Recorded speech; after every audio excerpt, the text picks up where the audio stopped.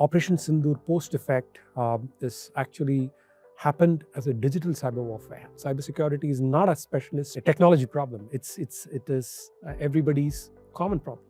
The shift from point products to platform has already started because customer wants uniform visibility and control.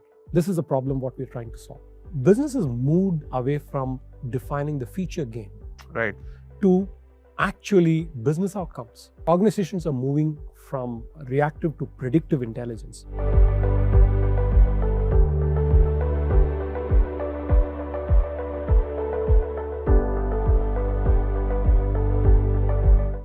Hello and welcome to the HT Brand Leadership Series, a series of one-on-one interactions with top brand and marketing leaders who share their industry insights and strategies that have helped shape their stories. This series, hosted by Hindustan Times, offers a behind-the-scenes look at how leaders adjust their strategies for changing consumer behavior while leveraging media channels that improve customer relationships.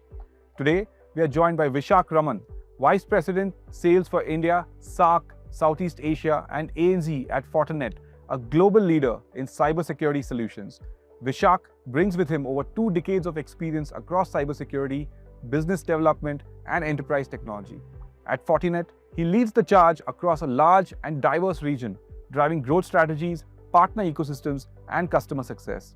His career spans key roles at FireEye, Tata Communications and most notably Fortinet, where he has helped position the company as a trusted cybersecurity partner to governments and enterprises alike. Welcome, Vishak. Tell us, what's the darkest thing on the web right now? Wow, the recent one is Operation Sindoor, what you all saw, how the great Indian team actually thwarted all the attacks. On the digital side of it also, we had a plethora of attacks from targeted groups across Pakistan, Indonesia, Middle East and North America. Wow. And we saw post Pahalgam attack, low and slow application attacks like DDoS, website defacement. But post our Counter-Strike, we saw the real groups coming in, and we saw a very coordinated cyber attacks through our defense ministries, educations, research and development, and even hospitals. Wow. So we saw the real dark web, and that's the latest threat information what we have, which we published in our 40 Recon report, which talks about how the Operation Sindoor post-effect is actually happened as a digital cyber warfare. Exactly. That's what I was going to come to, that we are not fighting wars on turf. It's gone digital and it's literally a cyber warfare. Correct.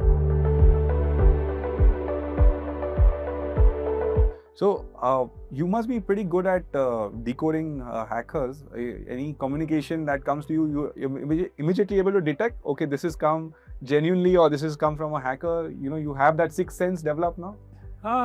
I try to, but still hackers have one game up their sleeve. So you got to be doubly sure about what you're clicking and what are you connecting and what are you responding back as well.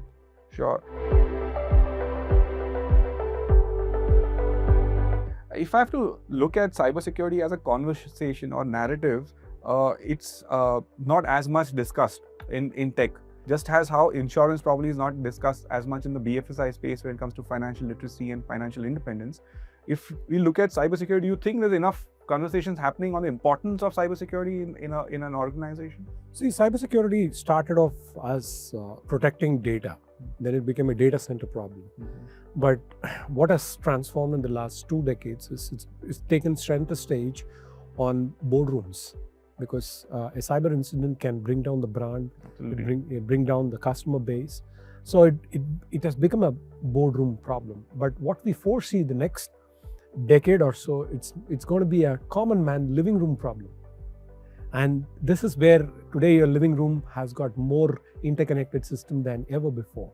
It's just not one computer at home. Today, 3-4 computers, well interconnected. So the shift from a data center technology problem to a boardroom's business continuity planning problem towards a living room, which is a common citizen's problem. So I think we all should be aware of the cyber issues around us and make ourselves prepare and make sure that the human firewalls, which is you and me, have to defend attacks better with better appreciation of what's happening around us, with better technology tools, better education. So it's everybody's common man's problem. Cybersecurity is not a specialist a technology problem. It is everybody's common problem. Of course. You mentioned earlier about how things change every 6 months. So how are you keeping pace with these changes that are happening so frequently? And you also spoke about cybersecurity becoming a boardroom priority, and now it's also in the living room. So how do you ensure that you're connecting the various capabilities and also ensuring real business outcomes? See, first and foremost, you got to really define the problem. And if you're going to be at it with a technology control problem, you buy tools to solve it, right? You have a point problem, you buy a point solution. And you ended up with having multiple point products which they don't talk to each other, which they don't communicate. So customers today in a very large enterprise has got more than 42 set of cybersecurity products, which they don't talk to each other. So we're seeing this whole convergence of networking and security. We call it a secure networking, where your entire networking platform talks to your security. So this converged space on secure networking, what we're seeing. And moving away from a point products to actually a platform-based approach. So how do you build products to solve this large platform issues? So how do you make sure these 40 plus products talk to each other? They don't get just an alert fatigue. It's like, you watch a security operation console, it's like Christmas tree blinking. Yeah. So which light you will actually travel back, right? So cybersecurity is moving into a platform-based approach, into a converged security and networking space, and with AI-powered security operations. So we're seeing this whole convergence and consolidation happening in the cybersecurity space. So is that the way you're differentiating yourself from other brands or other competition? Because clearly you're saying there's so much fragmentation that's there. Different points, touch points are there. So how are you seeing this convergence? Is this convergence a stamp of differentiation? It's a need of the hour today, because if you really look at networking, let's take an example of a retail store. There's switch, there's a firewall, there's a router. You want to get the branch interconnected with the corporate part of it, but they don't talk to each other. There is no common management plane to gain visibility and control. So the problem is not technology. The problem is about having a common framework to understand a secure networking. So the first platform where we see the convergence happening is secure networking, followed with secure access service edge, which is SASE, which is the platform which will allow you to transport into cloud. Cloud is everywhere today. And how do you live in this hybrid cloud world and make sure that your on-premise data is actually moved into the cloud securely and gain the same level of visibility and control what you used to have with different security controls in on-premise. And third is your security operations and network operations, which is supposed to be the eyes and ears of what's happening into your setup. Is somebody hacking it? Is there data getting theft? They're using AI very effectively. So 3 platforms, what Fortinet specializes in. The first is secure networking, the converged LAN, WAN, switching, and we're a market leader there in secure SD-WAN. And universal SASE, which is secure access and service edge. That's again a big important focus area for us. And third is AI-driven security operations. All our 60 plus products are categorized into 3 platforms. So the shift from point products to platform has already started because customer wants uniform visibility and control. This is a problem what we're trying to solve.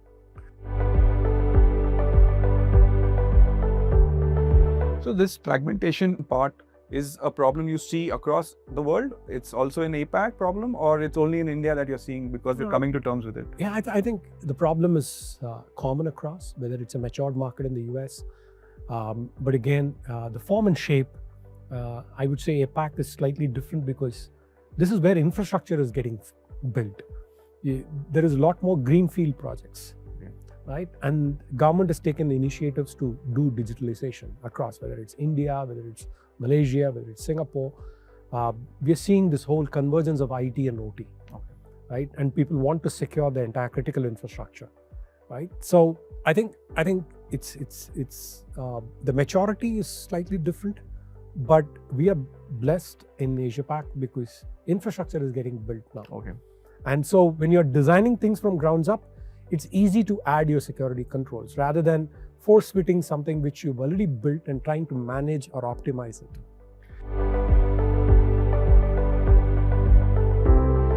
So often, like finance, it can get intimidating. IT, especially cybersecurity, is also very intimidating and rather gets very complex.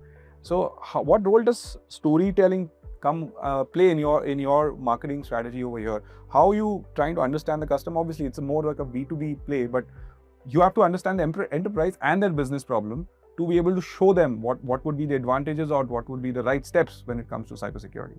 Very interesting. Let me give you a real world example. We have a large retail customer and he's running about 700 plus stores.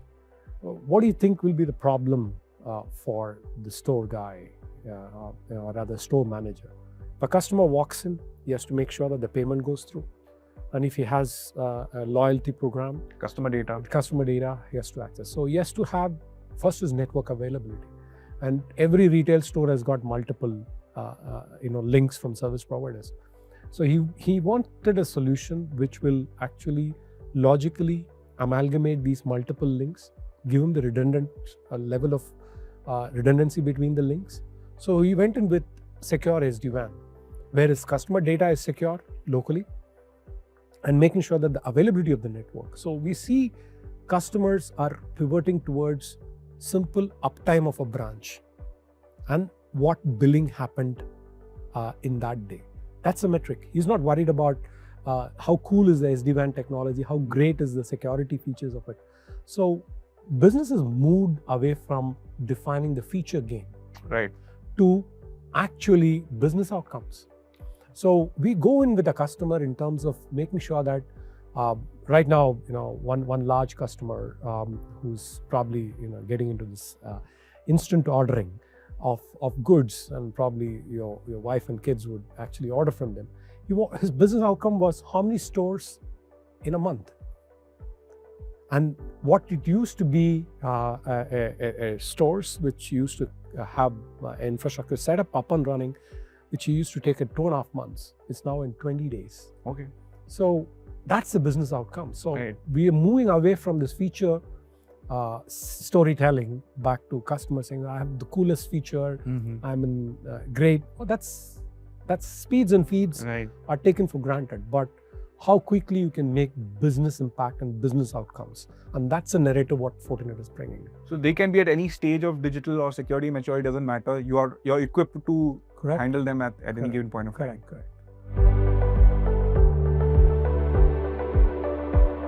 So if I have to touch upon the channel ecosystem, how do you keep it agile? How do you keep it motivated and strategically aligned with Fortinet's mission? Oh, first and foremost, that commitment to channel is super critical because we are 100% channel. And this world of mad rush of SaaS valuation, where technology OEM goes and sells directly to customers, Fortinet is 100% channel. And we make sure that even our SaaS platforms goes through a channel partner.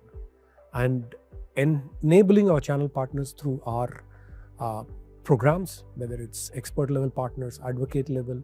So there are strata within the channel partner program, and we've continued to invest in channel programs, both training them, equipping them with demos, equipping them with certifications. These are absolute critical activities we've been doing, and we've been extremely fortunate to have a very strong, loyal partner ecosystem for our last 2 decades.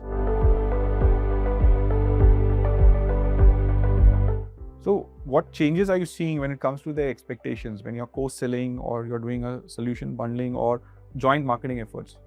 Has that changed, or there's a set guidelines that this is how we have to So work? we firmly believe in high level of localization. Right? And the countries what we operate, like, we have a very strong presence in Vietnam. We have a very strong presence in New Zealand.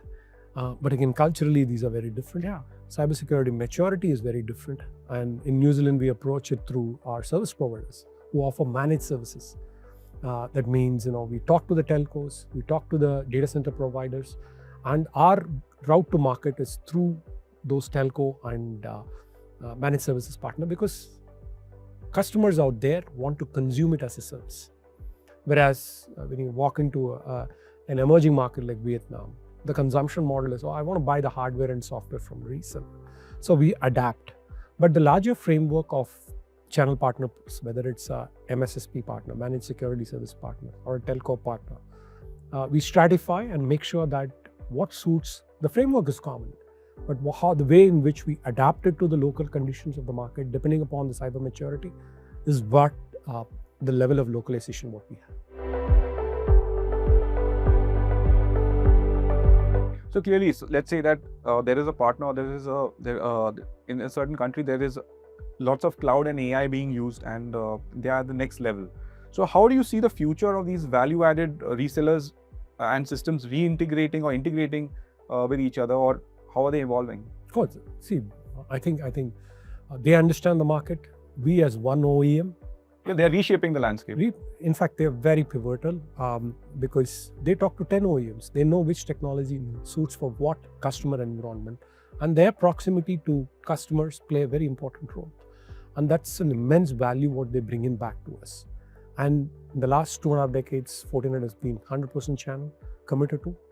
And that is something which is a long-standing relationship what we have. So we run programs, we run rebates programs, we make sure that they participate in all the education programs, whether it's demo, whether it's training program, 100% channel. Without the channel, Fortinet is not a direct selling model company.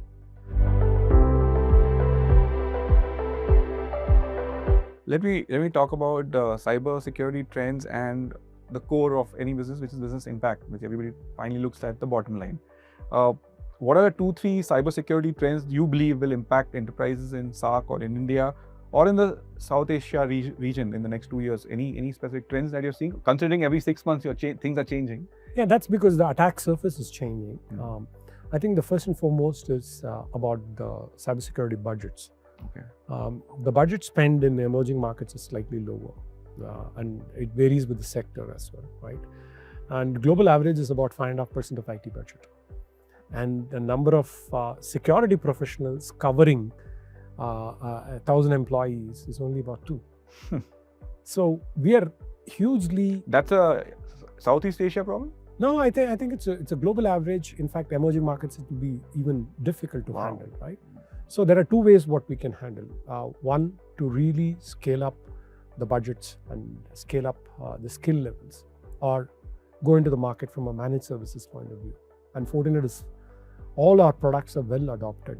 The form factors, whether it's containerized version, whether it's a VM version, whether it's a hardware version, or whether it's a hybrid cloud deployment, we made sure that all our products are consumable by a managed services partner. So that's a big route to market for us, where the maturity is at the highest level. The traditional way of buying a 2-tier distribution, we have distribution partners in each country, and we have resellers, and these resellers buy from the distribution partners, and there it's consumed as a hardware or a software. Services is delivered by the channel partner. So we are seeing this whole adoption of security budgets going up. Second, the way they consume, a very large enterprise customer wants to consume it as 40 points. That means you buy 1,000 points and then you buy out of the large catalog of Fortinet products and you consume it on a demand. So it's pivoting towards a utility-based model. And third important part where I see the trends shifting towards is cybersecurity was always looked at as reactive. You have an attack and then you start spending more.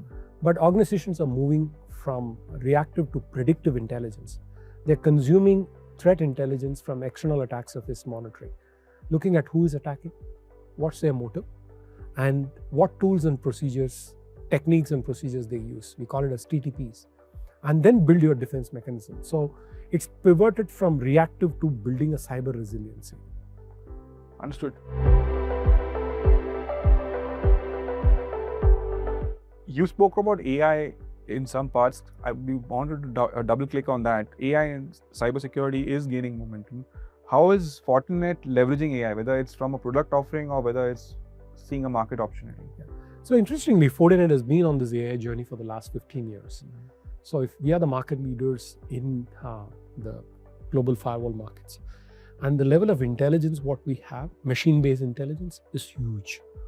And we built this big machine learning models way back in 2010. Mm-hmm. And we built our AI patterns. So we have close to about 528 patents specifically on AI. And by 2020, we really looked at generative AI in terms of building our assistants to NOC and SOC. And 2025, we are announcing the agentic AI, whereby 40 plus of our products are AI powered. That means the products can help customer to detect attack faster. They can self-remediate. They can make sure that you bring in the level of automation. So agentic AI is going to help customers to build products where they can detect attack faster, they can remediate attack faster, and do it with high level of automation. Right. So hackers are using AI effectively. Defenders need to use AI effectively with AI-powered products. And this is the path where we're seeing this whole convergence happen. So the next war will be fought as an AI cyber war? Possibly. But again, the tools are AI-powered to defend it themselves.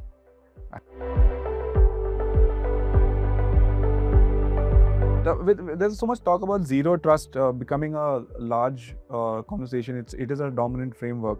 What's your take on how businesses should adopt it practically without overhauling the existing environments? Is there any point of view there? The whole concept about zero trust is trust no traffic, encrypt all the traffic. And you start with the position of deny all the traffic and making sure that you verify and authenticate continuously. It's not like one time you allow somebody to come inside your network and you're allowed. So zero trust is actually not a hardware or software, it's a concept. And the whole zero trust journey needs to happen in phases, right? And it should happen at your networks. It should happen at your users and devices. It should happen at your hybrid cloud. And most important, how are you enforcing zero trust in your applications as well? Right. So it's a combination of user, device, network, and hybrid cloud. And your zero trust framework needs to have many control points. In a large enterprise, the control points could be email vector, it could be your web, it could be a file transfer, it could be your DNS protocol. But how do you apply zero trust across your entire heterogeneous environment? That requires a huge level of, I would say, open standards and making sure that even though if you bought a heterogeneous environment, you can apply a zero trust policy. So zero trust is a concept and a journey zero trust can take for you to achieve across these 4 key pillars: applications, network, users, device, and cloud. It could take you in 2 to 3 years. So you're not going to rip and replace the entire existing investments, but you want to really look at augmenting your investments, what you have already invested in cybersecurity, and making sure that you comply with the zero trust policies. So it's going to be an adoption. Understood. So is it safe to say that, well, you're definitely involved with ethical hacking in some way, but this whole larger narrative of ethical AI, where you spoke about how AI is going to change things. Do you think you have a larger role to play now when it comes about talking about ethical AI? See, I think we have a charter to we are a very strong engineering company. We build products. And I think the first and foremost charter for us is to make sure that our 60 plus products are AI powered, which will help customers to detect attack faster, remediate, and bring in the level of automation. So our journey is to build AI, agentic AI, and we've done it for about 40 of our 60 plus products. So we want to put our focus towards enhancing the AI capabilities within our products, right? And I think that's a big challenge. What we can solve, being the market leader for more than 50% market share of firewalls, we have a responsibility to play in the AI field.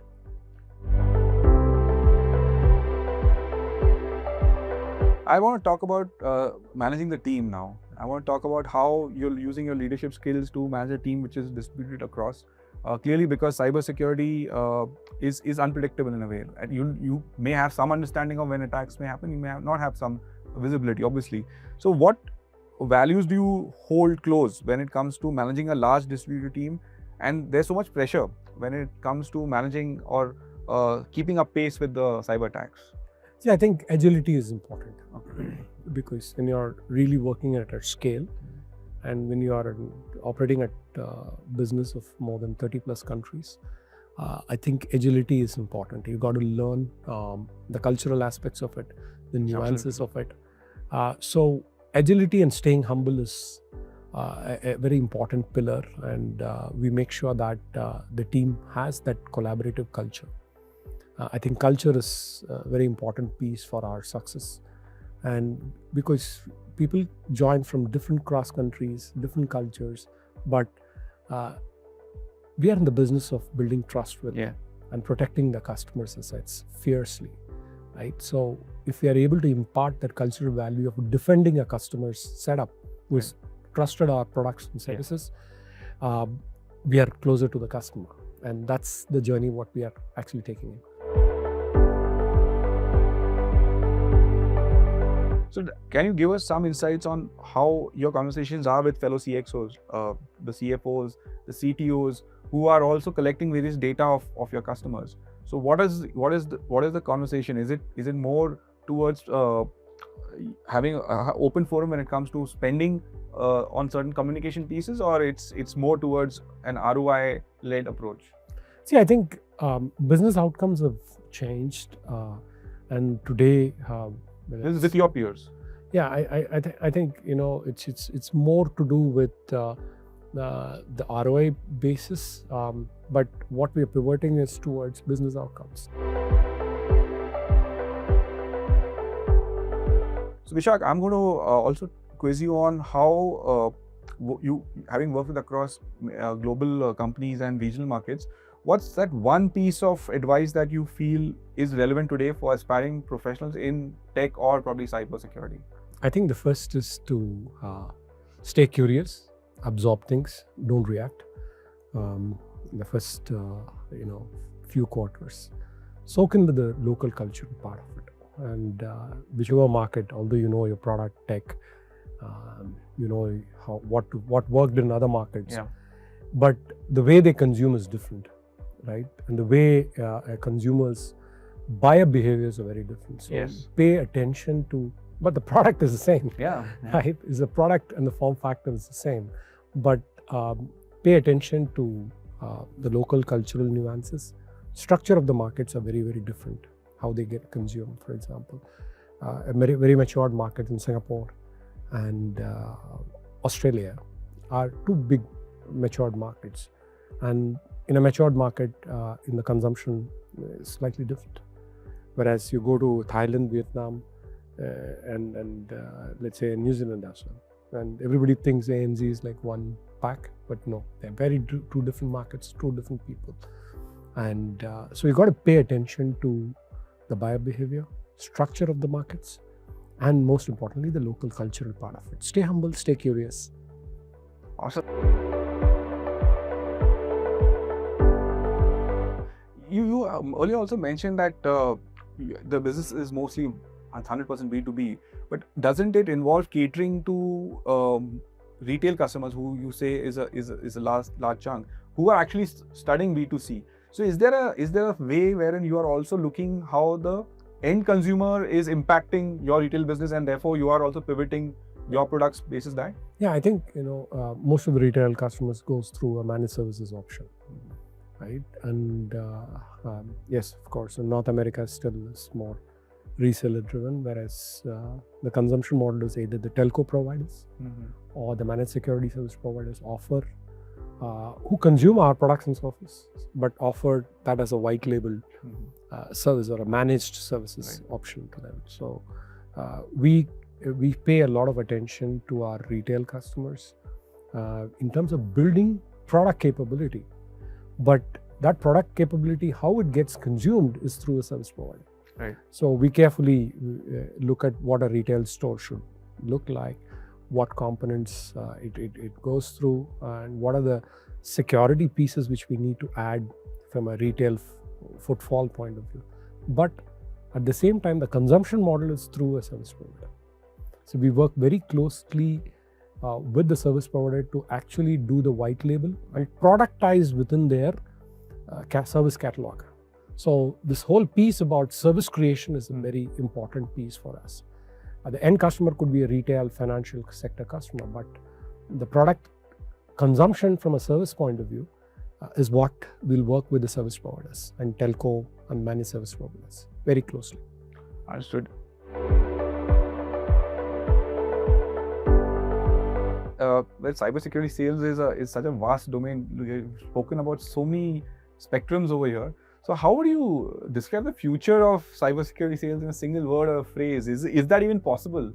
Yeah, I think cybersecurity is a team sport, right? And there are many stakeholders involved. Let's say, cybersecurity sales, we all think, okay, it's a product company and then you go to market, but there is distribution. Yeah. There is resellers. And within the customer quorum, how do you make sure that the larger ecosystem thrives along with the product company? So I think you got to play it as a team, win it as a team, and it's not a single man show.